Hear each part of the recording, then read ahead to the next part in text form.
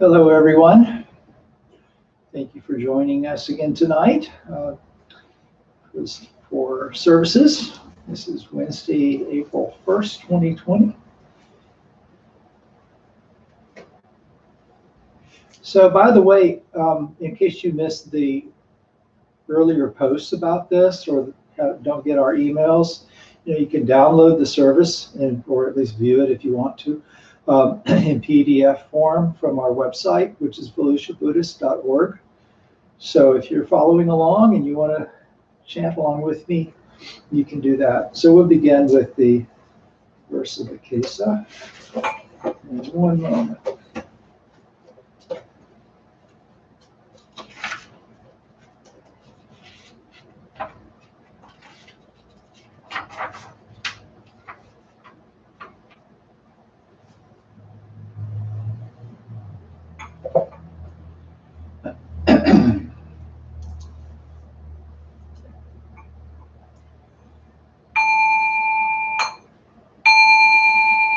Vast is the robe of liberation, a formless field of benefaction. I wear the Tathagata's teaching, freeing all creations. Vast is the robe of liberation, a formless field of benefaction. I wear the Tathagata's teaching, freeing all creations. Vast is the robe of liberation, a formless field of benefaction. I wear the Tathagata's teaching, freeing all creations.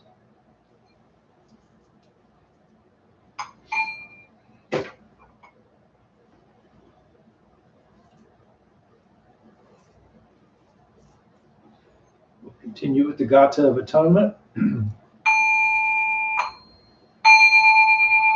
All harmful karma ever committed by me since of old, on account of my beginningless greed, anger, and ignorance, born of my body, mouth, and thought, now I atone for it all.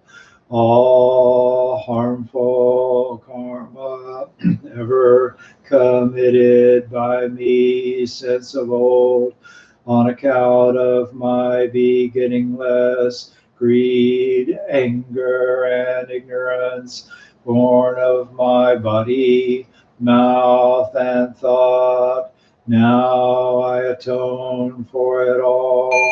All harmful karma ever committed by me since of old, on account of my beginningless greed, anger, and ignorance, born of my body, mouth, and thought, now I atone for it all.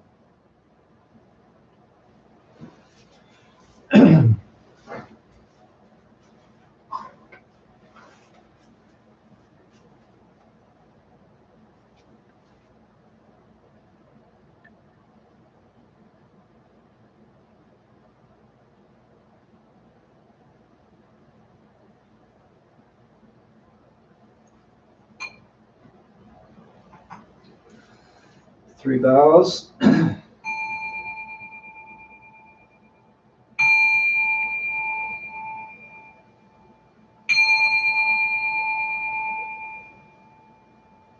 fragrance of this incense invites the awakened mind to be present with us now.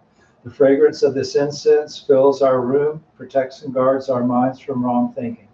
The fragrance of this incense unites us with precepts, concentration, and insight. We offer it for all beings.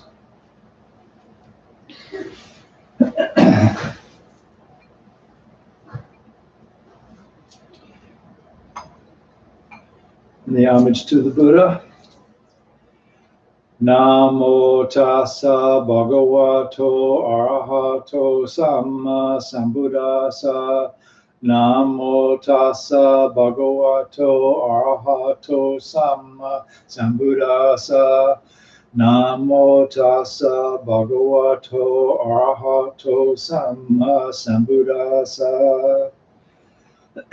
I go to the Buddha for guidance. I shall become one with the Buddha. I resolve that I shall each day follow the way of life he laid down for us to walk and awaken to his supreme wisdom. I go to the Dharma for guidance. I shall become one with the Dharma. The gates of Dharma are manifold. I vow to enter them all. The goal of wisdom is ever beyond. I shall attain it. I go to the Sangha for guidance. I shall become one with the Sangha. In the spirit of universal fellowship and as a member of the Sangha, I pledge myself to strive for the enlightenment of all beings. I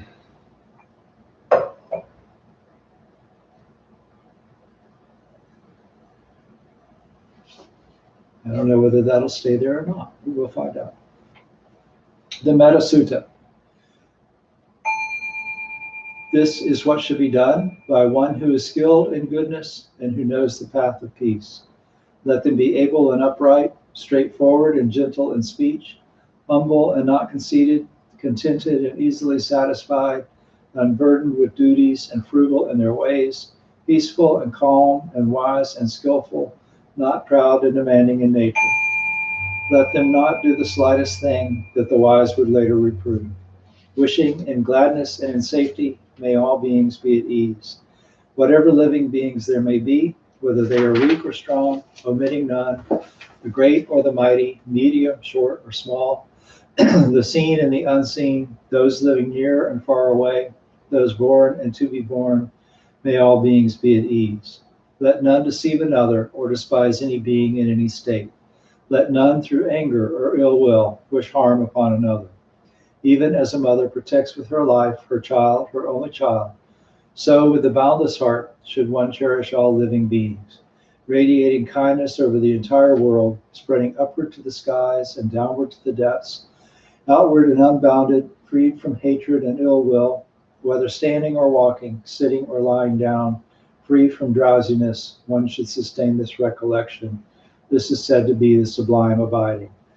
By not holding to fixed views, the pure-hearted one, having clarity of vision, being freed from all sense desires, is not born again in the world of suffering. Metta prayer. May I be happy and well. May no harm come to me. May I learn compassion. May all my friends, family, and those I love be happy and well. May no harm come to them. May they learn compassion. May all those troubled in body, mind, and spirit be happy and well. May no harm come to them. May they learn compassion. May all those who have hurt me in body, mind, and spirit be happy and well. May no harm come to them. May they learn compassion. May all those I have hurt in body, mind, and spirit be happy and well. May no harm come to them. May they learn compassion. May all my enemies be happy and well. May no harm come to them. May they learn compassion.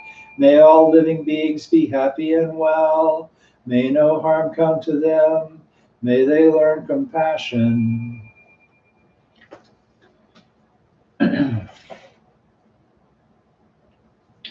So we'll do a meditation now. And for those of you who have not been doing these with us yet, if this is your first time. So I'm doing guided meditations, 20 minutes. And you can pretty well count on that. So if you prefer silent meditation, you're welcome to mute your computer for the next 20 minutes.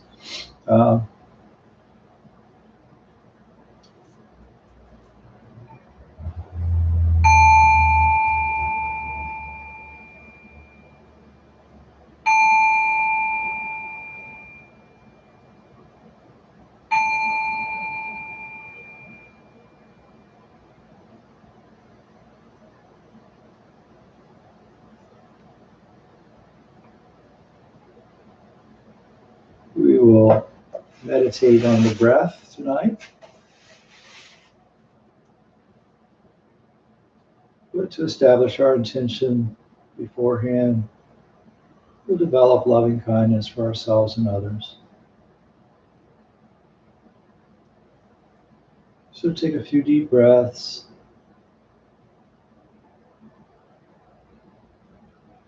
Let your belly be nice and soft so your lungs can fill and empty. Don't let them be tight. Just let them move freely and naturally.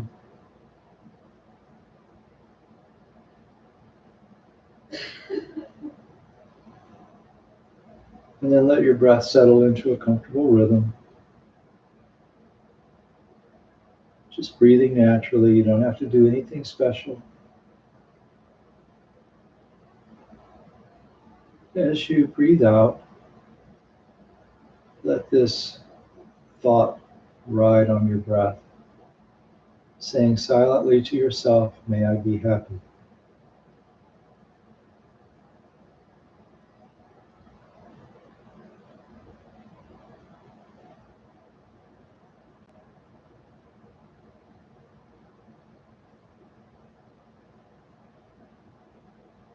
And we really mean right now, while we're sitting here meditating, one breath at a time, just experiencing that happiness that comes from within is found in this moment. May I be happy.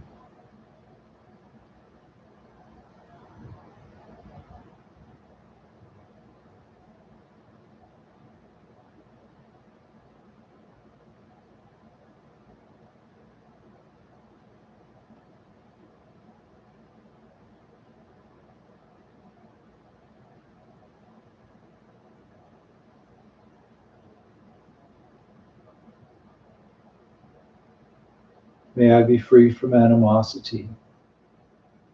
If any ill will is present in your heart, just set that aside. Any angry thoughts arise or anything like that come up while you're meditating,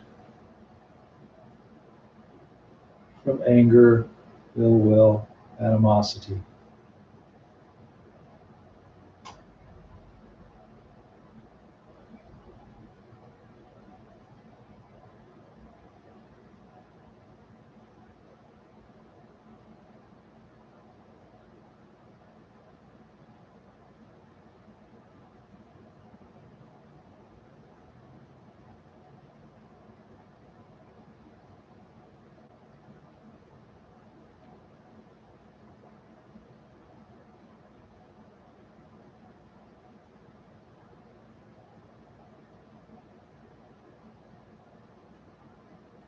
May I be free from stress and affliction.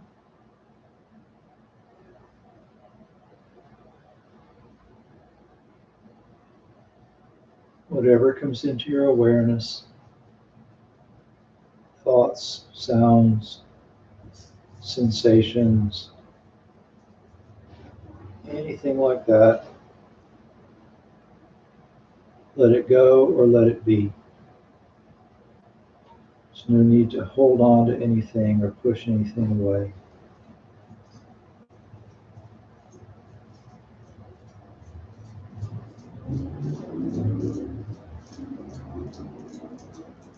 If you're not clinging to things or rejecting things, you're not creating stress.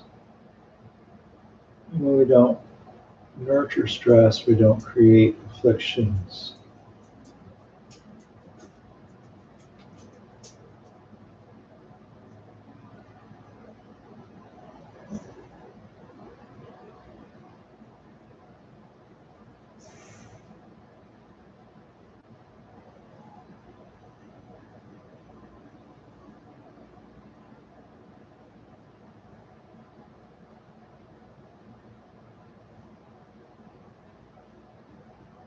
We don't do this practice just for ourselves. We do this practice for the benefit of everyone around us.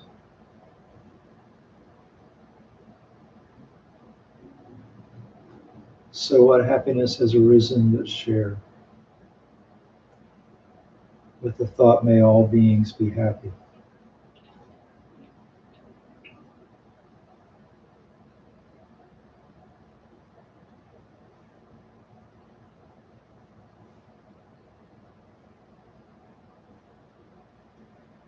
And you can take a few moments just to radiate that thought in all directions. North, south, east, west, up, down.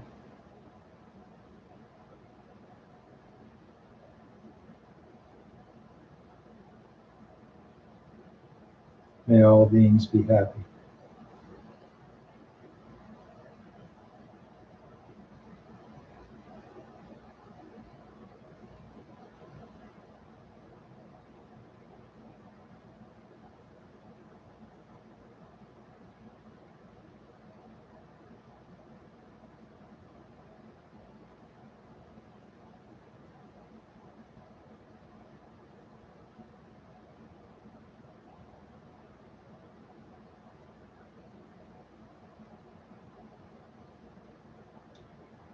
So now just bring your attention to the breath at the tip of your nose.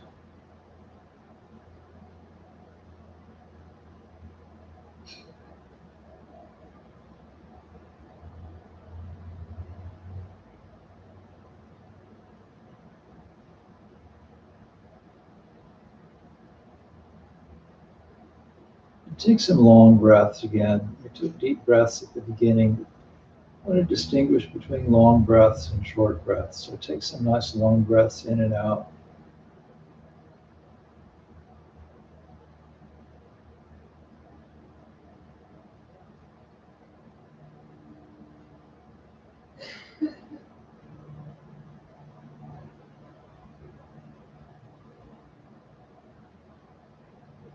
And you can experiment with breathing different ways. So a long breath in, a short breath out, short breath in, long breath out.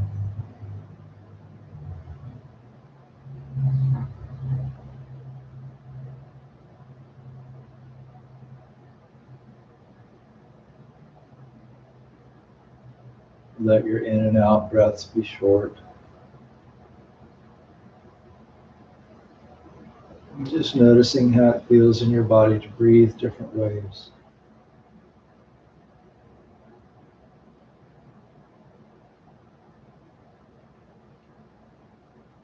And then just settle on a way to breathe that's just natural and comfortable.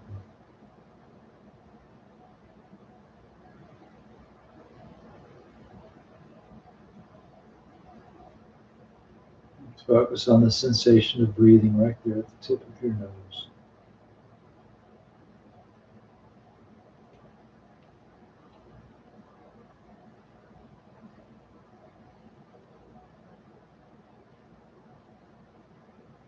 And you can concentrate on the sensation, or you can note your breaths in, out, or budo, or count them if you like.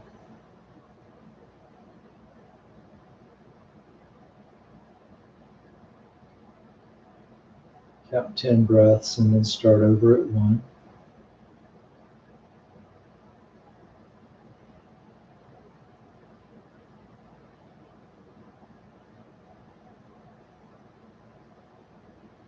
And now bring your attention to the breath at the back of your mouth, where your sinuses open up there by your soft palate.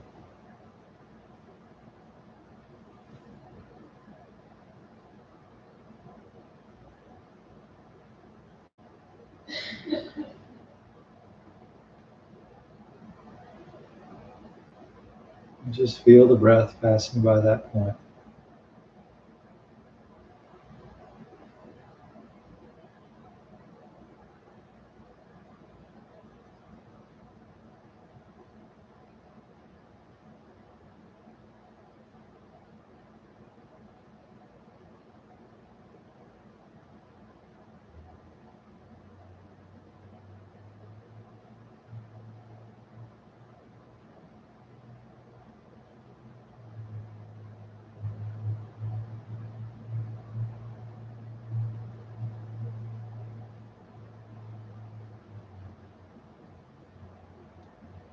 Drop your attention to the breath at the base of your throat.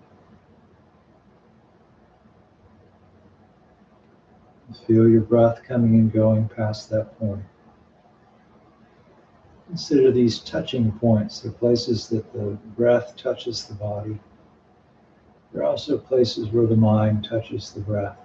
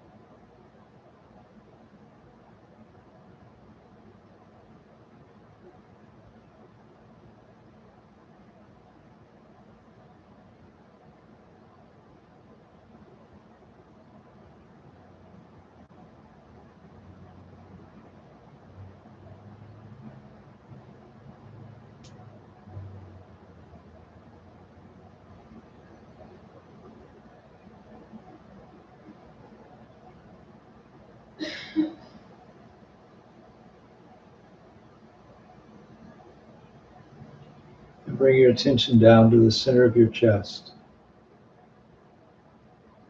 And feel your breath there in your chest.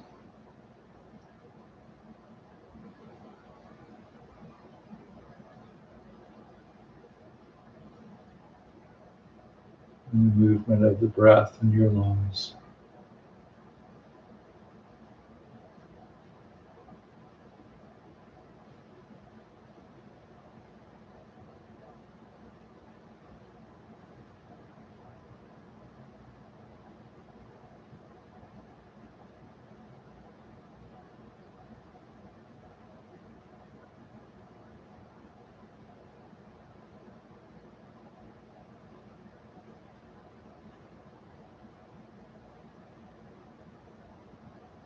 Now rest your attention in your belly. The rise and fall of your belly as you breathe.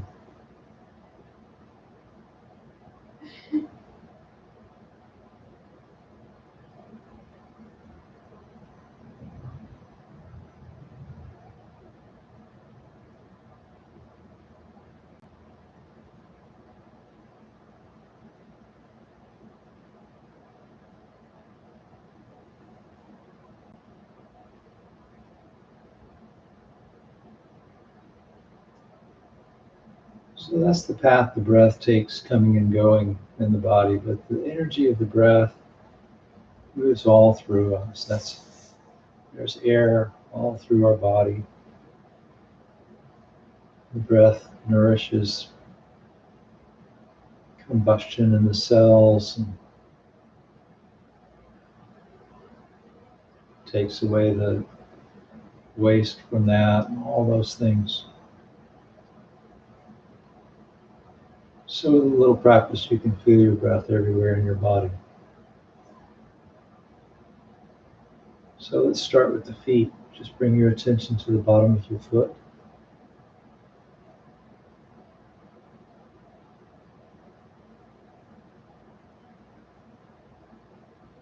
And then bring the breath, your awareness of the breath to that area. You may start to feel almost like you're breathing through your skin.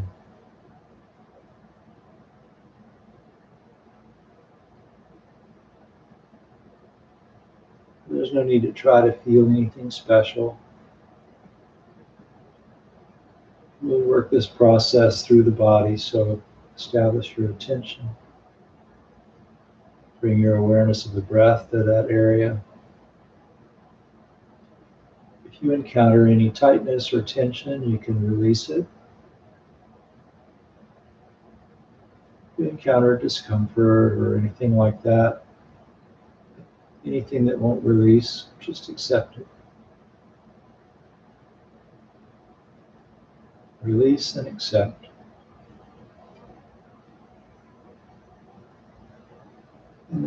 attention up into your calves.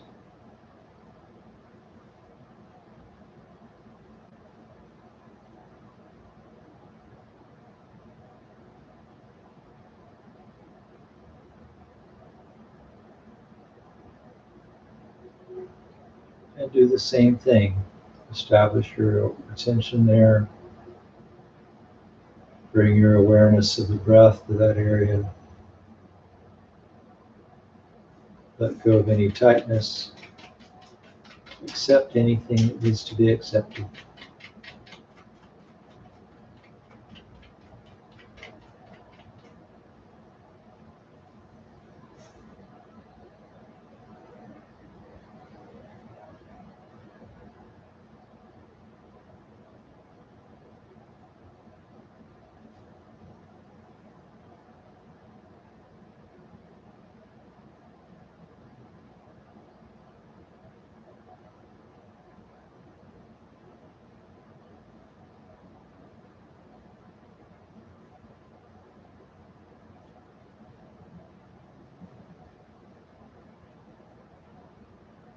You bring your attention into the knees. Same thing. Tension, breath, release and accept.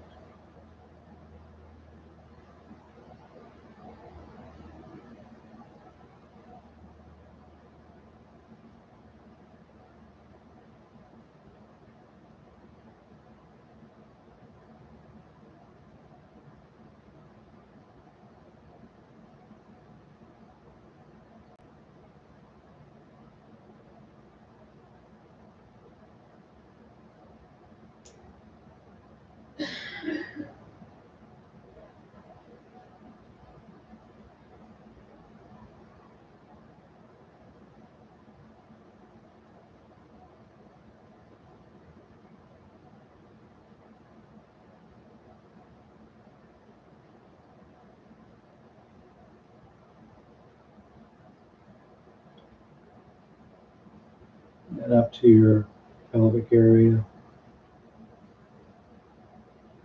Feel where you're sitting, the area around your waist.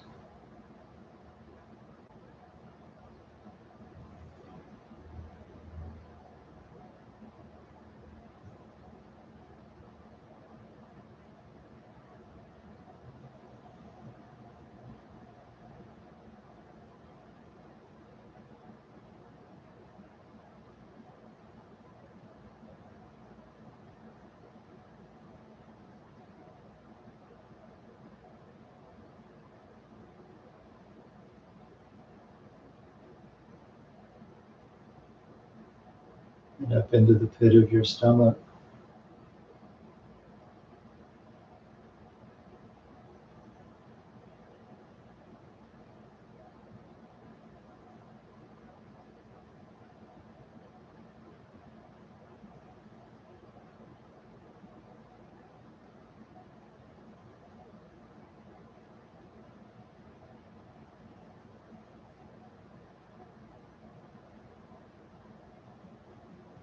Center of your chest.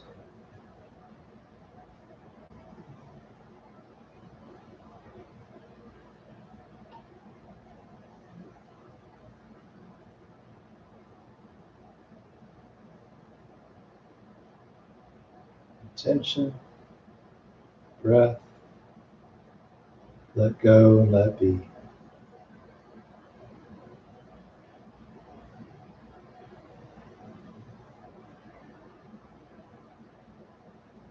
Up to your throat.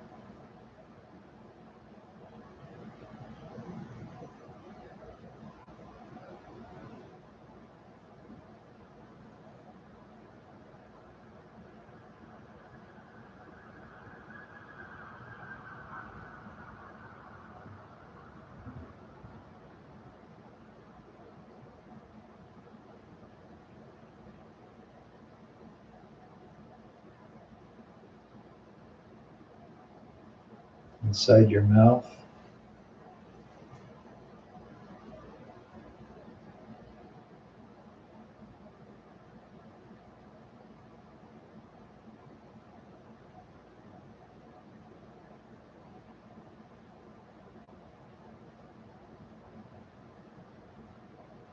behind your eyes.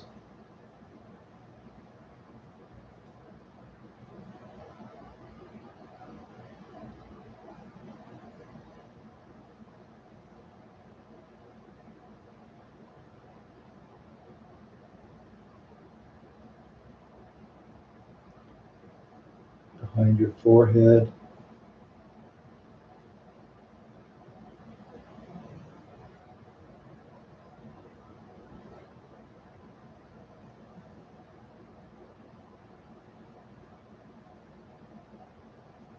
Crown of your head.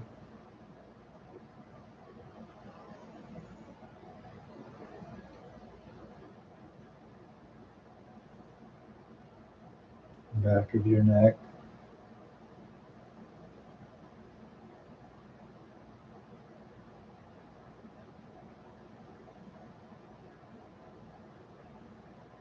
Down your shoulders.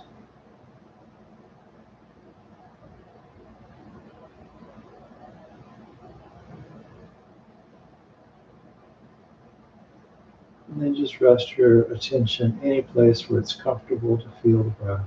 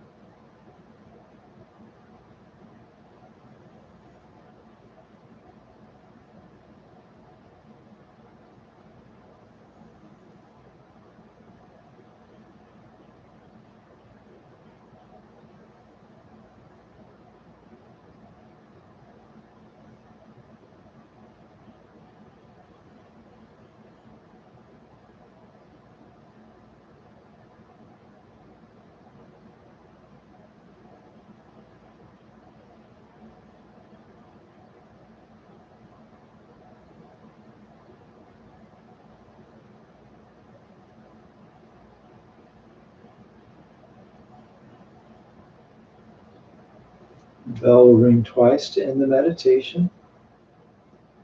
When it rings the first time, just bring your hands together in front of your chest, in front of your heart. And when it rings the second time, bow slightly.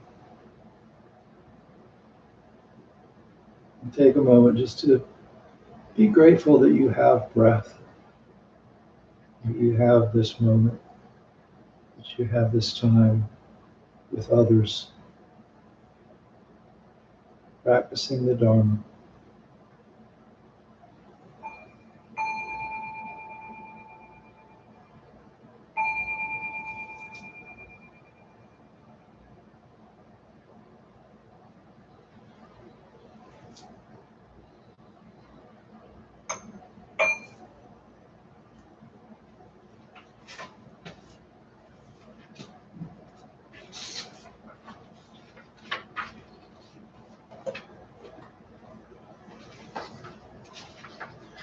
So I have a fairly short Dharma talk tonight, but a couple of things that I'll go over with you.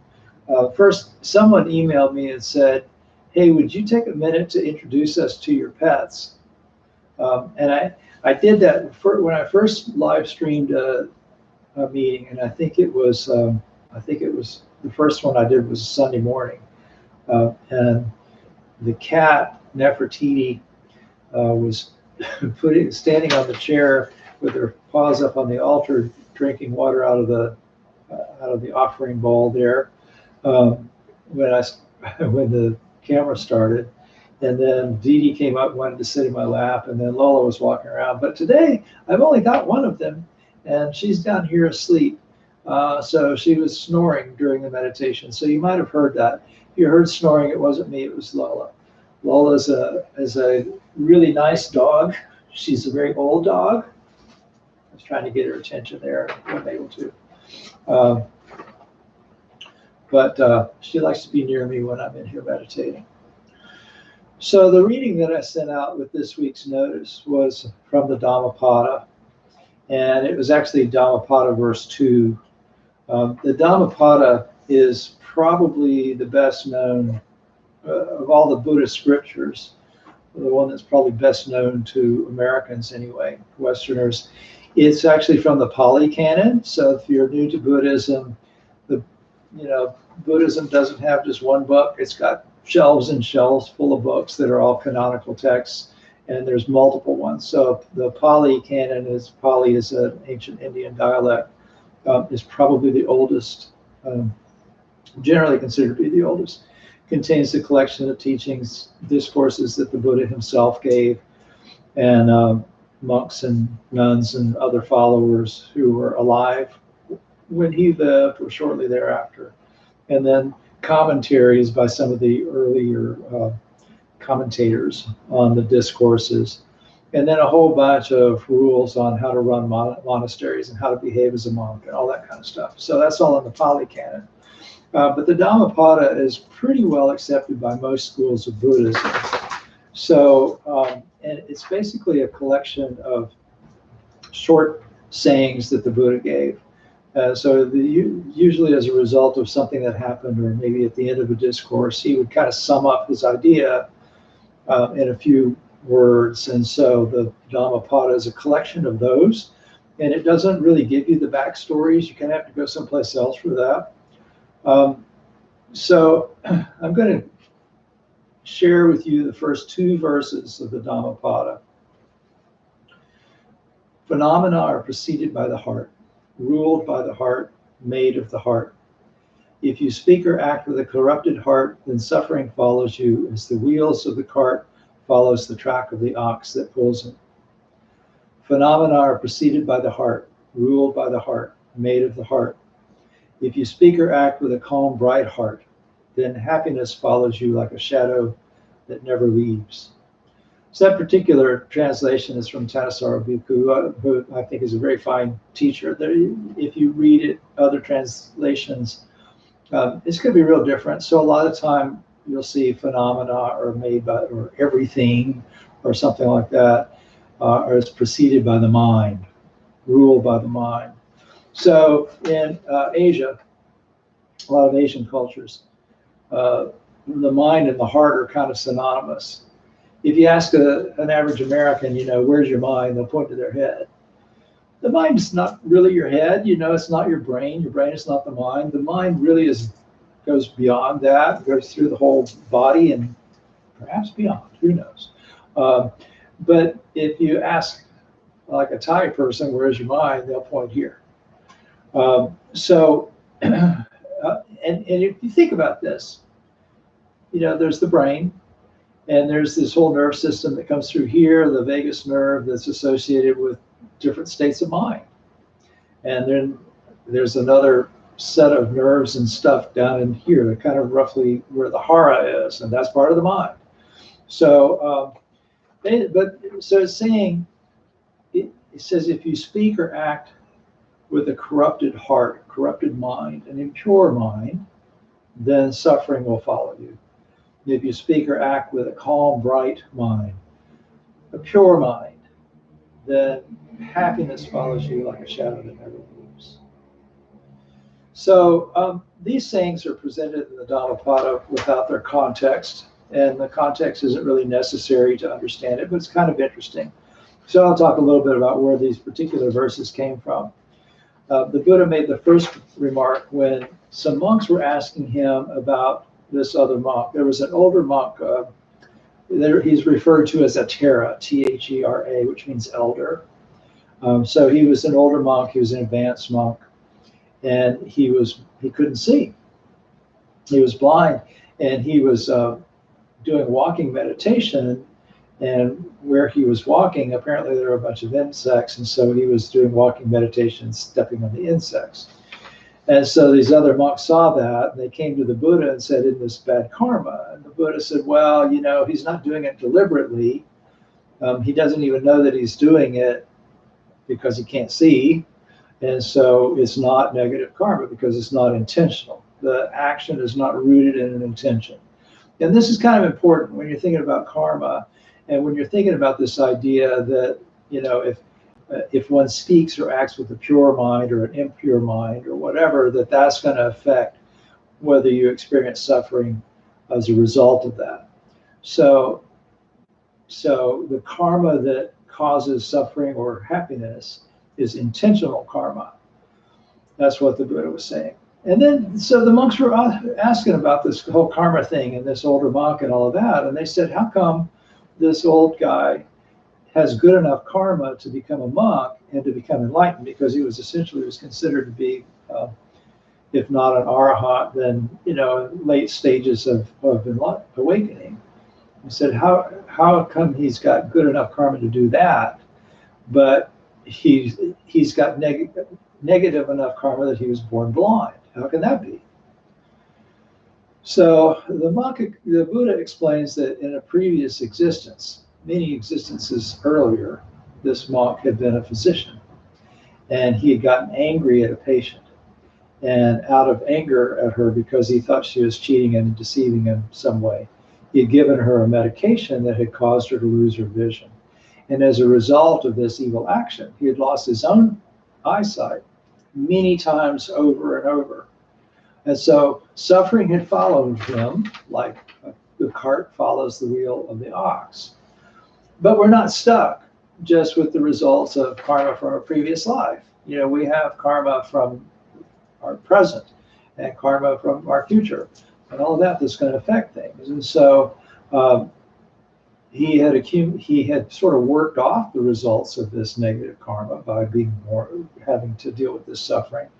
And then he had created good karma, and that was how he had managed to become enlightened. So the second remark was about a young priest whose father was very greedy, and he never supported any charity or anything like that. And so the son, this young priest, became very ill, and he was dying. And he was at the very end of his life. And the Buddha came through town doing an alms round, and he saw this young man, and he recognized something in him. He recognized that he had the karmic foundation to do well with, and so he's right at the end of his life, and the Buddha comes up and gives him a Dharma talk, basically. And so even though this young man has very little time left, he's at death's door, he spends his last hours determined in devotion to the Buddha, basically. He goes for refuge, and he spends his last hours on earth devoted to the Buddha.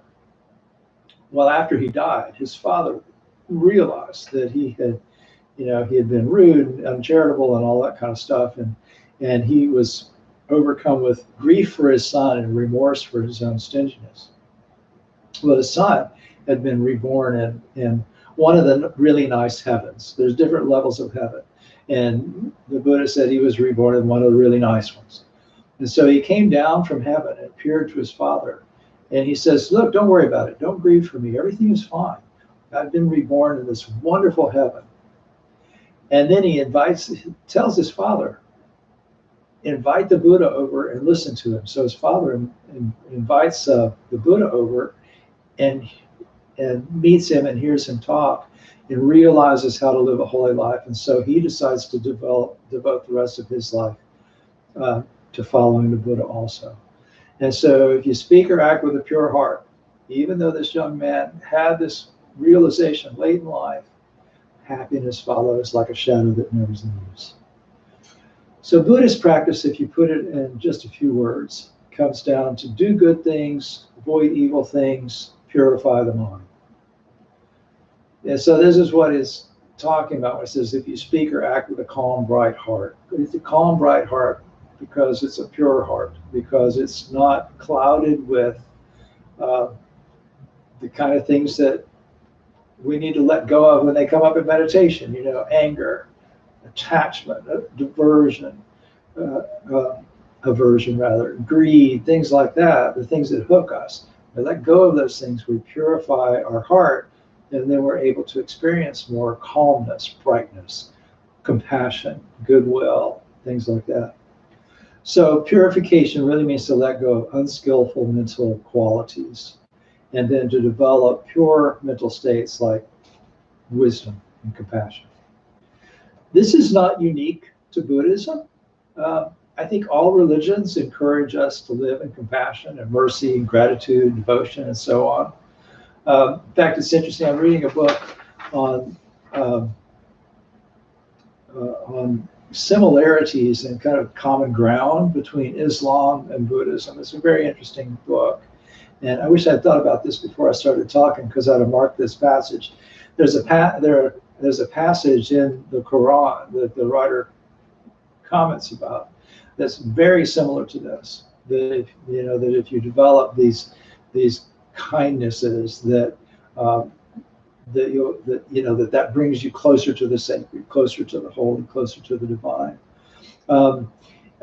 Christianity's Beatitudes come to mind when you think about this. Blessed are those who are pure in heart, for they shall see God. I mean, that's just what he's talking about. This also doesn't just apply to where we end up after life ends. In fact, you might not believe in heavens and hells and rebirth and all of that. That's okay. A lot of Americans don't. You don't have to believe in it, because it affects our here and now also. You'll often hear me say our experience of life has very little to do with our circumstances and has a lot to do with how we use our attention. So if we regularly put our mind in states like love and gratitude and serenity, then we're going to have a better experience of life. So, it's really easy to say these things, right? It's a lot harder to experience them when we're going through a challenging time like right now. But you think about it, if we cling to what we don't have, if we start to look around for people to blame for the way we feel and stuff like that, we're going to make ourselves pretty miserable. But if we focus on having courage and patience, and being understanding and caring toward others and things like that, being grateful for the help we receive, then we'll be a lot more contented in the present. And we'll come through all this difficulty better people as a result of that. So, partly you can reframe this. I was talking to a Stetson student last night. I do Buddhist services there now remotely. He said, well, I'm trying to look for the good in this. And that's a good idea, because there's a saying in Japanese psychology, examine life outside the boundaries of your suffering. So I'm experiencing suffering. What else is going on? Well, there's a lot of people really trying to help people. That's a good thing. There are rules and guidelines to follow that are being put in place by people who try to keep people alive, and that's a good thing. There's still people doing their jobs and filling the shelves in the grocery store, and that's a good thing. So even though this is a bad situation, if we don't dwell on the badness, be realistic, right? You don't want to just pretend that everything is okay, because that would be delusional. It's the three poisons in Buddhism: greed, anger, and delusion. So we don't want to delude ourselves either. But we also don't need to go around being angry and worrying about the things that we don't have yet. So if you have any questions, please go ahead and type them on the chat side of the of YouTube. And while you're doing that, I'll just mention a couple of other things. So, one Thursday a month, I've been going to Palm Coast and leading services at the Palm Coast Library. And I'm not going to be able to do that. Probably at least through May from the looks of things. So I have this, and those particular meetings tend to be real conversational. They're kind of like the meetings that we do on Wednesday nights, but it's generally a smaller group, and it's a little bit more, a number of them that are there pretty much every month, because kind of the only game in town when it comes to Buddhism in Palm Coast. And so I decided to try doing those meetings with Zoom. So Zoom is a little bit more conferencing-like. It's a little bit less of me sitting here talking and making a presentation, more of a conversation. There's not a lag. You can say something, I hear you right then. So if you want to attend that, email me at volusiabuddhist@gmail.com. That email address is on our website, and I'll send you the link to the Zoom meeting so that you can join us. That's going to be at 6 o'clock on Thursdays. So I see a couple of questions or comments have shown up. Let me see what you said.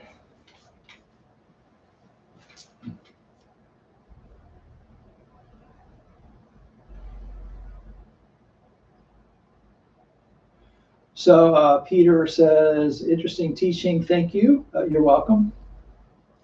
Thank you for being here. And yes, I agree that this situation, I don't know if it's a positive lesson. It's a lesson about reality. Michelle's got the dog over there. Did you want to introduce Dee Dee to everyone? No, she says no. She's looking at me, petting the dog and laughing. So, you know, the lesson is that everything changes, right? The four seals of the Dharma. The first one is if you're born, you're going to experience some difficulties. The second one is everything changes, impermanence. You know, the third one is it's not all about me. You know, there's interdependence. There's no separate, discrete self. Everything is connected. Everything is a process. It's not all about me. And the fourth one, fortunately, is that there's a lot of good, right? So transcending suffering is possible to us because of things like Buddha nature and all of that. But on another, if you really sit down and try to do a balance sheet, there's more good than bad. So this is a positive lesson if you find the positive in it. That doesn't mean that there aren't going to be people experiencing great suffering and sadness as a result of this. I've talked to some of them already. But you know, we're going to get through this and things will have changed, and some of those things will have changed for the better. So there's a question from Carol. Can negative karma be canceled out by practicing compassion? Sort of. I mean, that's a really good question, and and yes, generally speaking, it is not so much canceled out. Think about it as being diluted, and the Buddha talked about that in using salt and water as the metaphor. If you took a teaspoonful of salt and stirred it into a teacup full of water, that teacup full of water is going to taste pretty salty. But if you took that same teaspoonful of salt and put it in a big river, it's not going to change the flavor of the river at all, right? So if you do good things, you develop goodness in yourself, right? Do a good thing, you get a good result. Do a bad thing, you get a bad result. You can dilute the bad results with good results, okay, by doing good things. And so if you look at the real traditional explanation of the stages of enlightenment, the first stage is called stream winner, basically. So the idea is that every good thing you do is a little drop of merit, a little drop of blessing or goodness. And so when you do enough good things, enough little drops of merit, then that becomes a stream, and that stream is going to inevitably take you to enlightenment. And so compassion, just as a state of mind, you know, think about it in terms of behaving compassionately, acting compassionately in the world. So think about what that means. You know, you show up and develop your mind, do meditations on compassion. Okay, that's a meritorious thing. That's a drop of merit. Be charitable. Be kind to others. Be careful about who you're talking to and how close you're getting to people and how much stuff you're touching when you're going to the grocery store and all those things. You know, not causing harm to others is a compassionate thing, and that sort of thing. And so the amount of goodness that you do will eventually dilute whatever negative things that you do. The effect on your mind of that is that you become a more compassionate person, and as a result of being more compassionate, you experience less anger, less ill will, less greediness, and that sort of thing. And you live more happily as a result of it. So not canceled out so much as diluted. So I don't see any other questions. But again, I encourage you, if you're interested, to come to the Zoom meeting. That's a lot more conversational. It's a lot easier to have a discussion in that than it is here, because I don't have a big lag. Oh.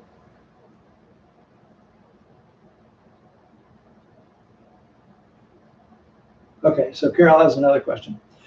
How can we truly prevent earning merit from being the motivator to being compassionate?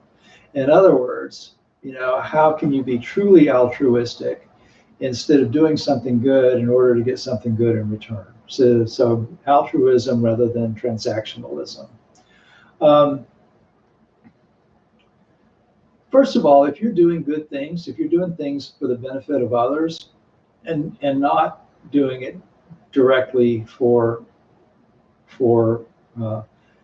gain, not doing it and thinking, oh, I'm going to get so much back for this, then the act of doing good is going to create a state of mind that's more openly compassionate and altruistic.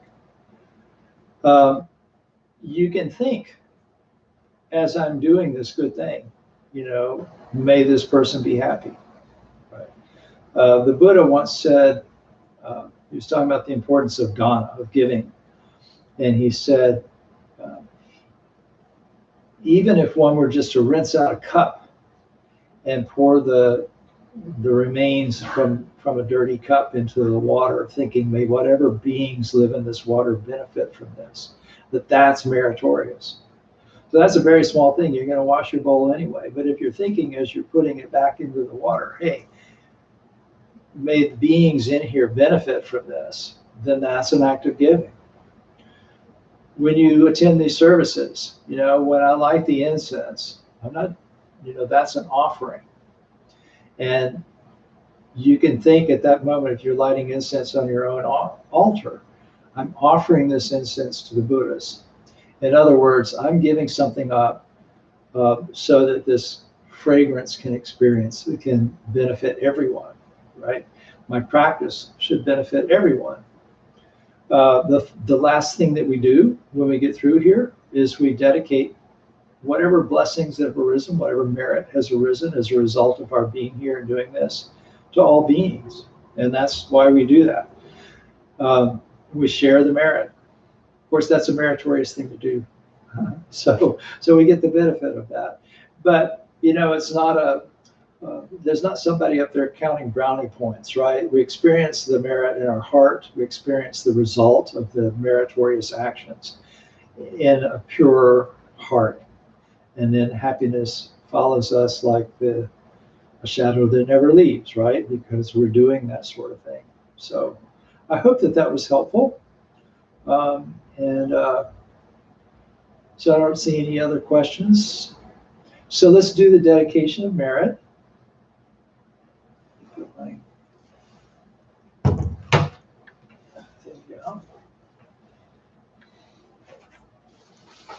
So you've done a good thing. You've done a compassionate thing for yourself and others. And so we'll dedicate the results of that to the enlightenment of all beings, not just to ourselves. Buddha nature pervades the whole universe, existing right here now. In offering flowers, candles, and incense, hearing the Dharma and training the mind, great merit is attained. We dedicate this merit to the great Master Shakyamuni Buddha, the all-pervading and everlasting three treasures, to the 16 guardians and all protectors of the Dharma and their relations throughout space and time, to all ancestors of this Sangha and all beings in the Dharma world. May penetrating light dispel the darkness of ignorance. Let all karma be resolved and the mind flower bloom in eternal spring. May the Dharma body maintain strength and health, and years of life be lengthened for all teachers of this Sangha. May their vows be fully realized, and may they live in perfect peace with Buddha Dharma. We pray for all those suffering from violence and those who grieve for them, for those living in oppression, for all who are imprisoned who should be free, and for all refugees from violence, hunger, and catastrophes, man-made or natural.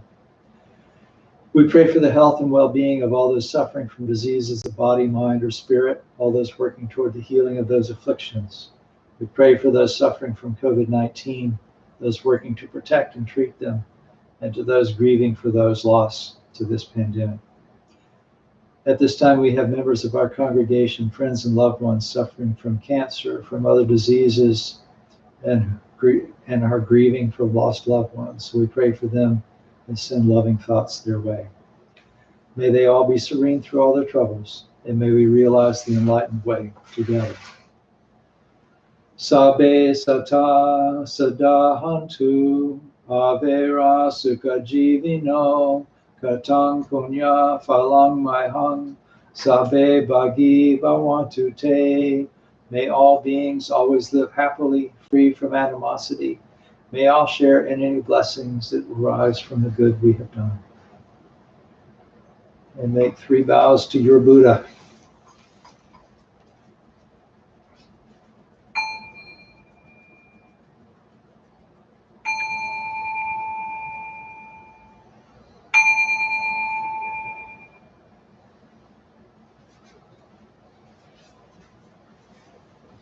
And thank you so much for coming, and maybe see you tomorrow night or Sunday morning, and have a good rest of your week. Thank you.